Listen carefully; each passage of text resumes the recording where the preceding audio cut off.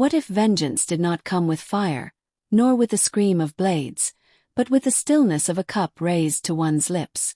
What if the deadliest rebellion was not shouted from the fields, but whispered into a chalice of red wine beneath the flicker of candlelight? Georgia, 1851. The earth itself seemed weary beneath the weight of its own silence. The plantations spread like kingdoms of sorrow, their fences like prison bars cutting across the land. By day, the air trembled with cicadas and the heavy groan of overseers' commands. By night, the world hushed into a haunted stillness, broken only by the rustle of wind through the pines. It was in this world that Naomi lived, young, slender, eyes dark as storm clouds that held secrets far deeper than anyone dared to read. Her hands, calloused from labor, moved with a precision that betrayed a mind sharper than the blades used to cut the fields. Though her body bent beneath the yoke of enslavement, her spirit carried an iron stillness, unbroken by lash or curse. The big house towered above the quarters like a monument to cruelty. Its whitewashed pillars gleamed in the moonlight, though within the walls pulsed with rot, arrogance, greed, and indulgence that drank deep of human suffering. Naomi knew its every creak and whisper. She moved between its kitchen and dining room, her steps light, her presence as quiet as the shadows themselves. At the head of that house sat her master, Elijah Whitfield, a man whose wealth came dripping with blood, whose voice carried the cold sharpness of command. He had two loves, the land that fed his coffers and the red wine that filled his veins. Each night, as the sun collapsed behind the trees, Whitfield drank deeply, his laughter growing louder as the hours dragged on, while Naomi stood silent in the corner, refilling his glass with a practiced hand. Hemlock was not known to him, but Naomi knew it well. In hushed corners of the quarters, the old ones spoke of plants with the power to heal or to kill. They whispered of roots and leaves, gathered in the still of night, their secrets passed like forbidden scripture. Naomi had listened, memorized, and waited. She did not speak her intent aloud, for walls had ears and the lash was swift.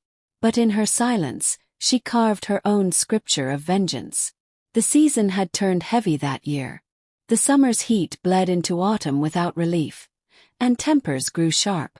The slaves bent in the fields, their bodies burning under the sun, while Whitfield grew fatter and lazier within his halls. Naomi watched silent, but she noticed everything.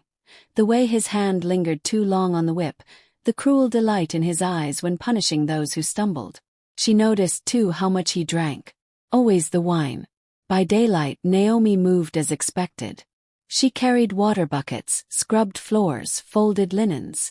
Yet there was something about her stillness, the way her gaze lingered longer than it should, that unsettled even her fellow slaves. Some whispered she was touched by spirits, others that she bore secrets too dangerous to speak. But none dared question her. In silence she planned. The kitchens were dim, lit only by the fire's red glow. Here, Naomi bent close to the embers, hands steady as she worked. Herbs for stews, roots for teas. To the eyes of the cook, she seemed dutiful, obedient. But when the shadows deepened, Naomi's hands would stray, reaching for that one bundle hidden beneath the others, the dried stalks and leaves of hemlock, gathered secretly in the woods, their poison cloaked within the folds of ordinary herbs. She held them once beneath the moon, letting the pale light fall upon their shape. The old women had said, "Hemlock kills without fire, without blade. It is the whisper of death, not its shout." Naomi believed them. She touched the leaves, then set them back, her heart steady as stone. The nights in the big house carried an eerie rhythm.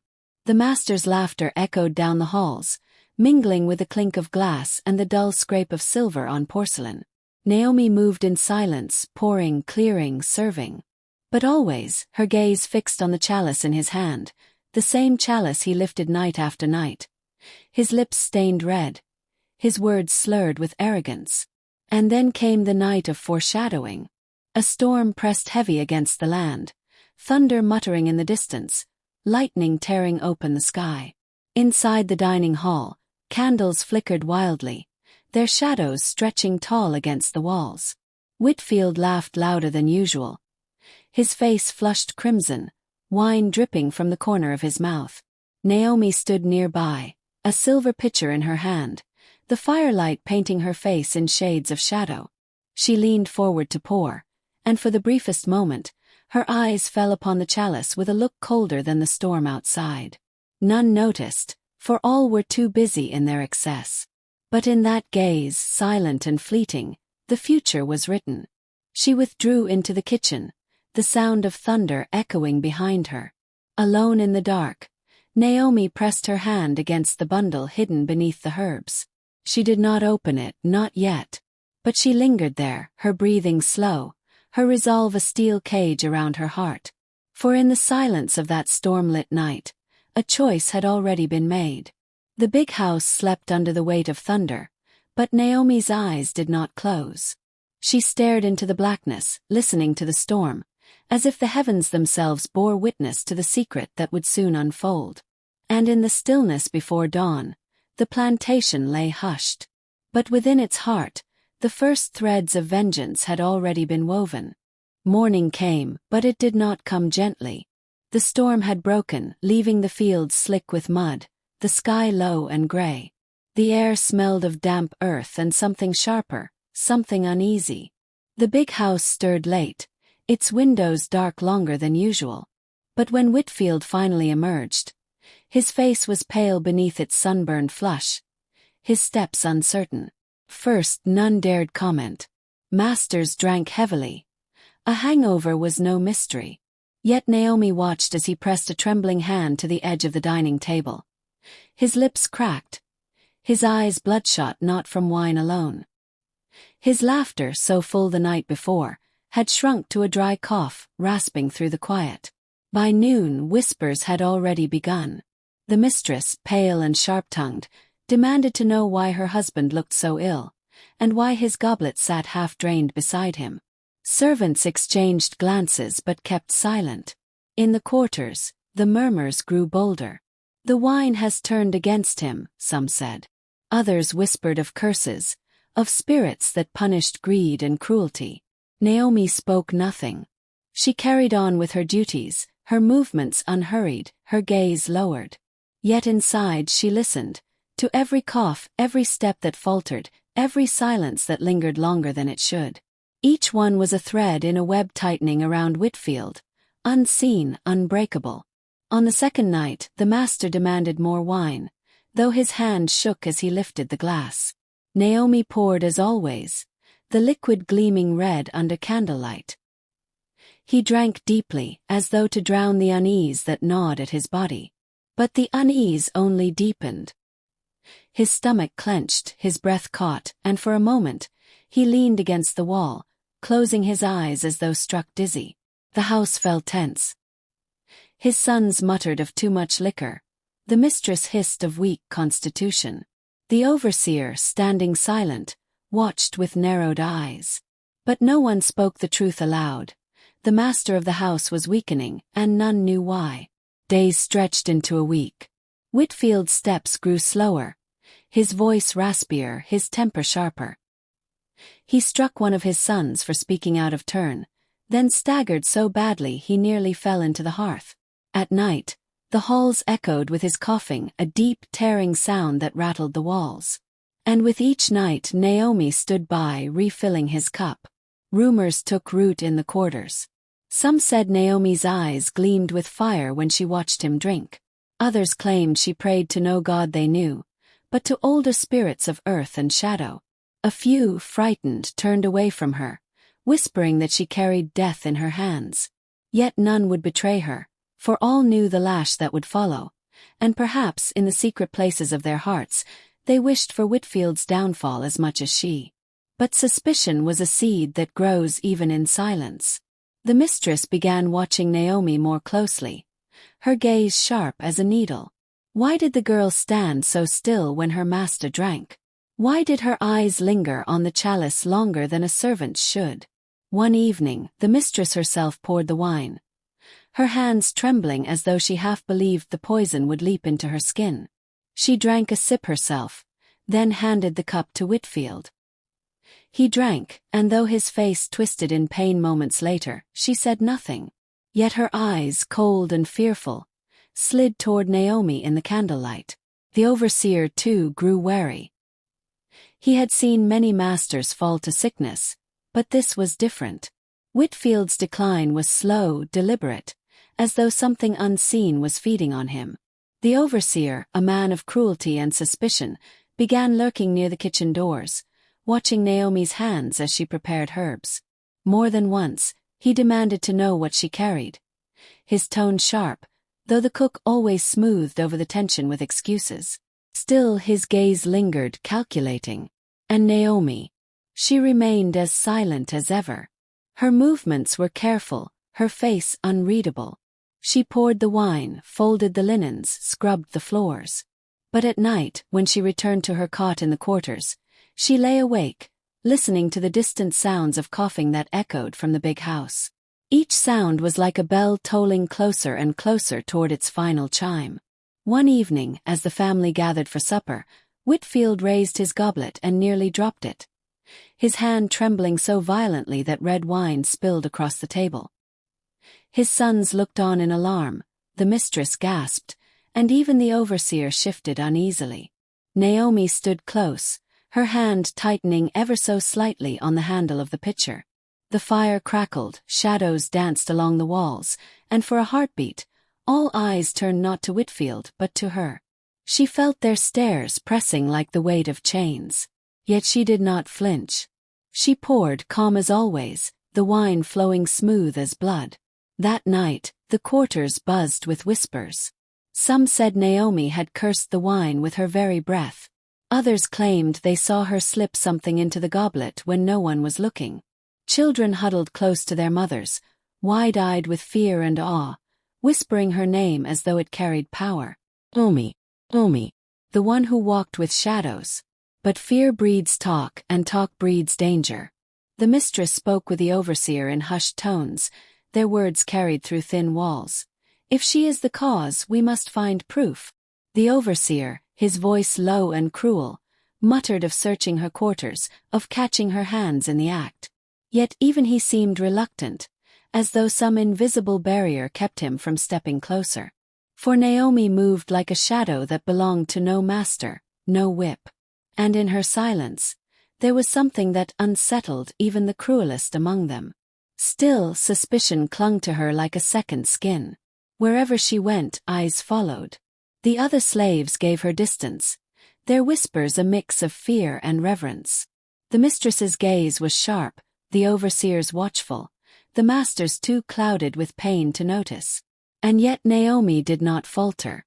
For she knew that vengeance was not a single act but a steady hand, a slow weaving of threads too fine for the eye to catch until the whole was tangled beyond escape. And as the nights deepened and the coughing grew harsher, the house itself seemed to bend beneath an unseen weight. Shadows stretched longer. The air grew colder. The question was no longer if the master would fall, but when. And who among them would dare name the shadow guiding his decline? The fever took hold like a fire spreading through dry grass. Whitfield no longer walked the halls with his cane striking hard against the floorboards. He was carried, limp and groaning, between his bed and chair. His body, once bloated with arrogance and indulgence, now withered like fruit left too long in the sun. The mistress summoned doctors from neighboring plantations. They arrived with leather satchels, full of tinctures and powders, smelling of camphor and herbs. They bled him, blistered him, pressed bitter roots upon his tongue. Yet nothing eased his agony. By dawn, his sheets were soaked with sweat, his cries hoarse from endless coughing. The doctors exchanged looks over his body, muttering words like poison, though none dared say so with certainty. Naomi watched from the shadows of the doorway, her face unreadable. She listened to every word, every groan, every desperate prayer the mistress whispered into clenched hands. She saw the fear growing like ivy in the eyes of the sons, who once strutted like cocks through the yard but now shrank at the sound of their father's labored breath. But she said nothing. One evening the storm broke again. Rain lashed against the shutters, lightning split the sky, thunder shook the ground. In that storm Whitfield demanded wine. His voice was a ragged bark, a master's order crumbling beneath weakness. "Bring it," he rasped, his hand trembling like a leaf in wind. The mistress hesitated. The overseer stepped forward, suspicious eyes fixed on Naomi. "Let another pour tonight," he muttered, as though daring to say aloud what had lived in his mind for days. But Whitfield snarled, even in his decline. The girl. She serves me." His hand slapped the table weakly, and Naomi stepped forward, calm as ever, the pitcher gleaming red in the lightning flash. She poured slowly, smooth, steady, unshaken. The room seemed to hold its breath as the liquid swirled in the goblet. Naomi placed it into his quivering hands, her eyes meeting his for the briefest flicker. His pupils, clouded and yellowed with sickness, narrowed on her. A silence passed between them, thick, heavy, unspoken. He drank. The storm howled outside. Minutes later, the master's body convulsed. His hand struck the goblet, shattering it against the floor. His cries filled the chamber, guttural and inhuman, as if some unseen hand were tearing his insides apart. The mistress shrieked, clutching his shoulders, while the sons stumbled back in horror. The overseer cursed, demanding water, a doctor, anything. But it was too late. Whitfield's face twisted, his lips frothing, his eyes rolling back into his skull. His body shook once more, then stilled, slumping into the blood-red spill of wine across the table. The storm outside raged as though it, too, bore witness. Silence followed. Heavy, suffocating silence. The mistress sobbed, shrieking Whitfield's name. The sons stood frozen. The overseer's eyes narrowed, darting toward Naomi. Suspicion turned to certainty. And Naomi. She stood still, her hands folded before her, her face calm as stone. For a moment, lightning flared, illuminating her figure in the shadows, and to those watching she seemed taller, darker, cloaked not in rags but in something older, something eternal. The overseer lunged toward her, fury in his eyes. But Naomi stepped back, her gaze locked on him with a steadiness that froze him mid-stride. It was not fear in her eyes nor guilt, but something colder. Something that whispered, "You cannot touch me." Perhaps it was imagination. Perhaps it was fear. But in that instant the overseer faltered. And Naomi slipped back into the shadows, vanishing into the storm. By dawn, the big house was draped in mourning cloth. The mistress wailed, her face gaunt with grief and terror. The sons whispered of inheritance and debts, their voices cracking with panic. The overseer muttered darkly about betrayal, his gaze often darting toward the quarters. But Naomi was gone. Some said she fled into the swamps, where no hound nor man dared follow. Others whispered she was seen walking at the edge of the fields, her dress whipping in the storm, her face turned toward the woods. A few claimed she never left at all, that she lingered in the shadows, unseen, watching, waiting. Among the enslaved, her name became a murmur passed from lip to lip, like a prayer and a warning. "Naomi," they whispered, "the one who brought death with her hands. Naomi, who wove freedom into a goblet of wine." Children repeated the tale in hushed voices, wide-eyed with awe. Mothers told it at night as a story of courage, of vengeance, of justice done where none was ever given. In the big house, fear clung to the walls. The mistress, pale as ash, refused wine thereafter. The overseer drank only from bottles he opened himself, his hand shaking as he lifted each glass. And though Whitfield was buried in the family plot, his name carried not honor but dread. The land itself seemed to change. The vines that grew wild near the quarters twisted darker. The wind through the fields carried whispers. At night, the sound of coughing was said to echo faintly, though the master lay cold in the earth. Naomi became legend. Some said she found freedom, slipping north under cover of storm and shadow. Others claimed she became something more than human, a spirit walking the fields, her presence felt whenever a cruel hand raised a whip. A guardian, a shadow, a reminder that no master's hand was untouchable. And so the tale lived on. The master's goblet, shattered that night, was never replaced. Its fragments lay buried in the earth, rusted with wine and blood. The house never knew laughter again. But in the quarters, in whispers by firelight, in songs hummed low to children, Naomi's name was spoken with reverence. She had done what few dared even dream. She had poisoned power itself, and left behind not just fear but hope. For in her silence, in her patience, she proved that even the mightiest fall. And that sometimes vengeance is served not with fire, not with blade, but with a steady hand pouring wine into a cup.